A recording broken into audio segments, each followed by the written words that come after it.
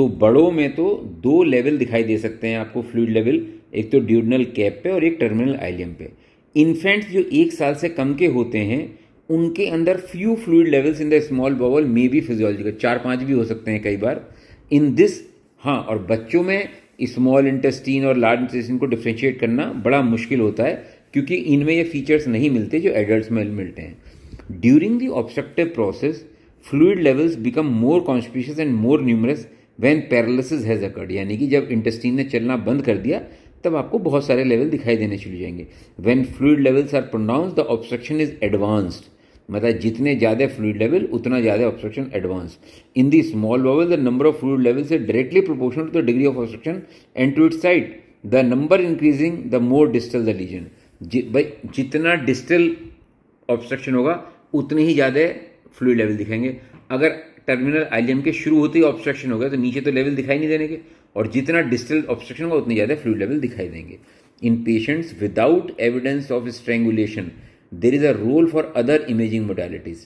जब तक आपको स्ट्रेंगुलेशन का ही एविडेंस ना मिल रहा हो तो आप कुछ और टेस्ट भी करा सकते हो। In recent systematic review and meta-analysis of the diagnostic and therapeutic role of 50 to 100 ml water-soluble contrast agent in adhesive small bowel obstruction, including 14%, the appearance of contrast in the colon 4 to 24 hours after administration had a sensitive 96% specificity in predicting resolution of the small bowel obstruction.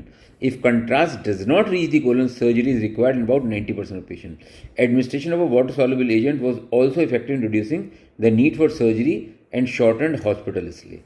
तो अगर आपने contrast डाला और 4 से 24 घंटे बाद वो contrast जो है नीचे तक आ गया, कोलन तक आ गया, तो इसका मतलब ऑब्स्ट्रक्शन के चांसेस बहुत कम हैं, या मतलब ऑब्स्ट्रक्शन जो है रिजॉल्व करता जा रहा है। In contrast low colonic obstruction does not commonly give rise to small bowel fluid levels unless advance. इसलिए अगर कोलन के बिल्कुल बाद लास्ट में ऑब्स्ट्रक्शन हो रहा है तो फ्लूइड लेवल का मिलना बड़ा मुश्किल हो जाता है अनटिल अनलेस डिजीज बहुत ही ज़्यादा एडवांस हो जाए। जबकि जो हाई कोलोनिक ऑब्स्ट्रक्शन होते हैं, जैसे कोई सीकम के पास हो गया या असेंडिंग कोलन के पास हो गया, उनके अंदर level, whereas in high colonic obstruction wide may do so in the presence of an incompetent ileocecal valve. Colonic obstruction is usually associated with a large amount of gas in the caecum. तो ये important बात है कि जब colonic obstruction होगा तो caecum के अंदर गैस बहुत ज़्यादा दिखाई देती है।